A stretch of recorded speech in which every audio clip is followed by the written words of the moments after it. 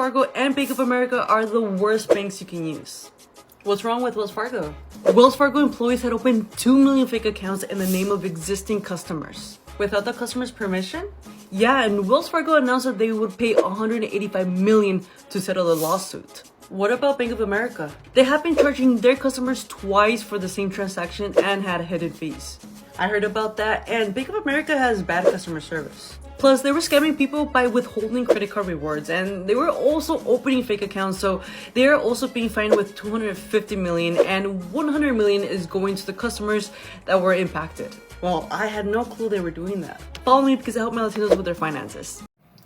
Assalamualaikum warahmatullahi wabarakatuh. Perkenalkan kami dari kelompok 5. Kami di sini akan membahas kasus bisnis yaitu kasus Wells Fargo. Dalam presentasi kami terdapat isi yaitu latar belakang masalah, permasalahan yang terjadi, dampak yang ditimbulkan, serta solusi untuk menyelesaikan dampak tersebut. Nah, sebelum kami menjelaskan presentasi kami, izinkan kami memperkenalkan kelompok kami terlebih dahulu. Dengan saya sendiri, nama saya Ananda Putri Fatia, dan saya memiliki 2 rekan kerja, yaitu Queen Anggun Mariam dan Davin Damalis Muti. Langsung saja kita ke presentasinya. Baik, selanjutnya saya akan menjelaskan latar belakang dari kasus Wells Fargo. Wells Fargo adalah salah satu bank terbesar di Amerika Serikat. Pada tahun 2016, Wells Fargo sempat tersandung skandal akibat pembuatan akun fiktif tanpa diketahui oleh pelanggan.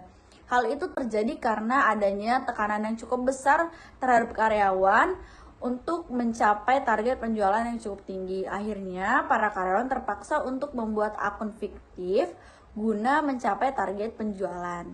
Oke, selanjutnya yaitu dampak kasus Wells Fargo.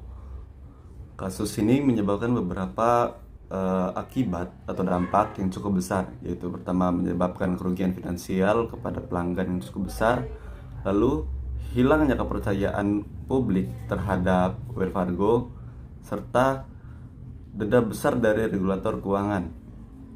Selain itu, banyak karyawan yang dipecat dan CEO Wells Fargo saat itu, John Stam, juga harus mengundurkan diri sebagai akibat dari skandal ini.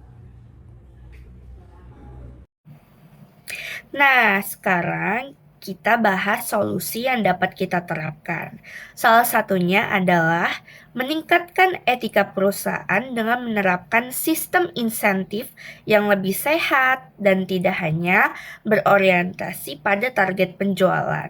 Selain itu, kita juga dapat transparansi terhadap pelanggan yang harus diperbaiki serta pengawasan internal yang harus diperketat untuk mencegah kasus serupa yang terjadi di masa depan. Sebagai kesimpulan, kasus Wells Fargo dapat memberikan pelajaran penting bagi dunia bisnis bahwa praktik tidak etis dapat merugikan perusahaan dalam jangka panjang.